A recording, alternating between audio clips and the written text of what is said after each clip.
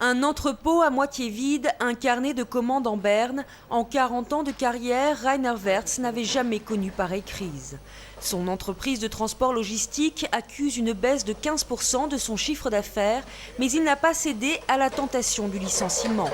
Comme de nombreux entrepreneurs allemands, il est proche du parti chrétien-démocrate d'Angela Merkel et attend de nouvelles mesures pour soutenir les entreprises.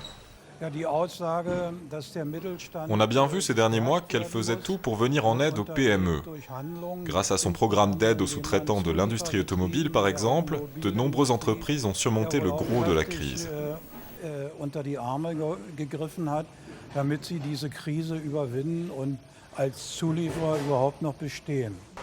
Grâce à diverses mesures destinées à consolider l'emploi, l'Allemagne n'a pas connu de licenciement massif depuis le début de la crise économique.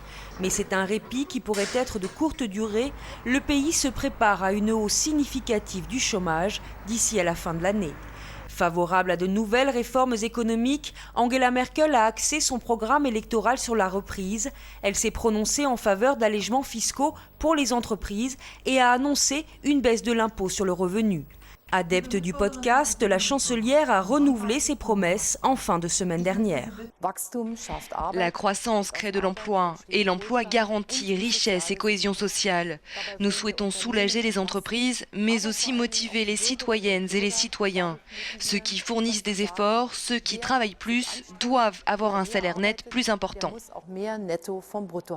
Angela Merkel souhaite alléger l'impôt sur le revenu de 15 milliards d'euros alors que le déficit public devrait exploser pendant la prochaine législature. Les dépenses actuelles de l'État, liées essentiellement à la crise, augmentent la dette du pays de 4 439 € par seconde. L'association des contribuables allemands n'y voit pas de contradiction. D'un côté, le gouvernement doit réduire ses dépenses et faire de vraies économies, et de l'autre, il faut qu'il baisse les impôts pour relancer la croissance et générer de nouvelles recettes fiscales. Une mesure destinée à la classe moyenne qui n'a pas bénéficié de réduction d'impôts depuis 2002. Mais la marge de manœuvre est faible. Angela Merkel a d'ailleurs refusé de livrer un calendrier précis.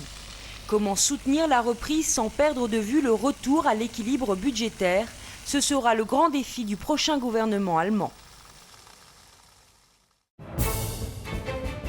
France 24, en direct sur iPhone et iPod Touch. Merci d'être